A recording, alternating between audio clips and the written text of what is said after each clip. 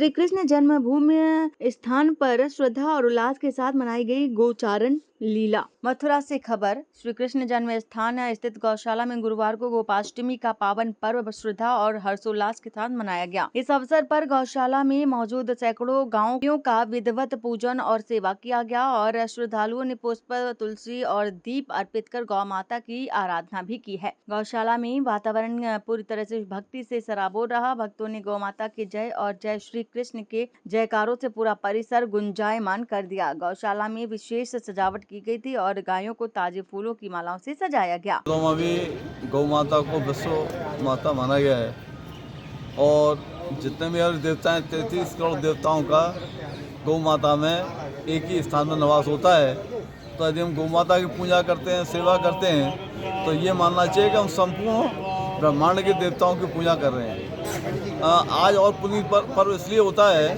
कि हम गोपाल की जन्म में खड़े हुए हैं। भगवान ने गोपालन के लिए ये जो अवतार लिया, और यही नहीं, भगवान श्री कृष्ण आज के दिन ही, जैसे आज हम पूजन कर रहे हैं, तो नंद बाबा ने उनको गौ माता का पूजन कर आज के ही गोचारण के लिए भेजा था। ये पर्व इसलिए और विशेष है कि भगवान श्री कृष्ण और बलराम आज के दिन ही पहले बार गोचारण के लिए अपनी गायों को लेकर के गए थे। इसलिए गोपाष्टमी को और भव्यता दिव्यता से मनाते हैं। निश्चित रूप से हिंदुओं के लिए, क्योंकि हिंदू संस्कृति और गौ माता को अलग नहीं किया सकता है। हिंदुओं मतलब अपनी माता से या सम्मान गौ माता का। माता बाल्यकाल में दूध पिलाती है, आजीवन जो दूध पिला करके, और वैज्ञानिक दृष्टि से भी ये सिद्ध हो चुका है कि A1 और A2 का विवाद है कि गौ माता का जो दुग्ध है वो बिल्कुल हर दृष्टि से निरोग करने के लिए, स्वस्थ करने के लिए उपयुक्त है और दूधों की अपेक्षा।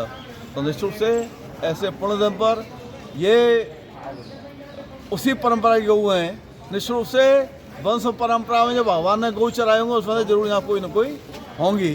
तो भगवान की जन्मभूमि और वहाँ और भगवान की गौशाला, ये जो भी गाय हैं इनका जो भी प्राप्त होता है दुग्ध, उससे भगवान का ही भोग बनता है। उसमें घी, दूध के अलावा मक्खन, मठा जो भी है वो सब सामग्री भगवान के भोग में ही इसका हम प्रयोग करते हैं। शुद्ध भगवान, ये गोमात्र मंदिर है, गोपाल की गौशाला है और गोपाल की गाय है। आज के दिन मैं मात्र हिंदू समाज से प्रार्थना करना चाहूँगा कि यदि घर में गाय नहीं पाल सकें तो गौशाला से जरूर जुड़ें। यदि घर में नहीं पाल सकते हैं, क्यों आजकल जो एक फ्लैट कल्चर है उसमें बड़ा मुश्किल होता है, तो कम से कम कहीं ना कहीं जहाँ भी उनके आसपास गौशाला हो वहाँ जुड़ करके, क्योंकि यदि हमने इनको सम्मान दिया तो दुनिया में सम्मान मिलेगा। दूसरा, सनातन धर्मी सरकार है, आज केंद्र की सरकार के विषय आज एक बहुत दुखद घटना भी से जुड़ी हुई है। दुर्भाग्य से मैं भी उसमें शामिल था। आज के दिन ही 7 नवंबर 1966 को हम लोग संतों के नेतृत्व में ये मांग करने गए थे केंद्र सरकार से। उसमें इंदिरा जी प्रधानमंत्री थी, गोला जी नंदा गृहमंत्री थे, कि गांधी जी ने भी कहा था आज़ादी की लड़ाई में कि हम यदि स्वतंत्र होंगे तो पहली कलम से भारत वर्ष में संपूर्ण गो हत्या बंद होगी, गोवंश की हत्या बंद होगी। लेकिन ये कहा भाई सन 66 आ गया और अभी तक वो बात नहीं है।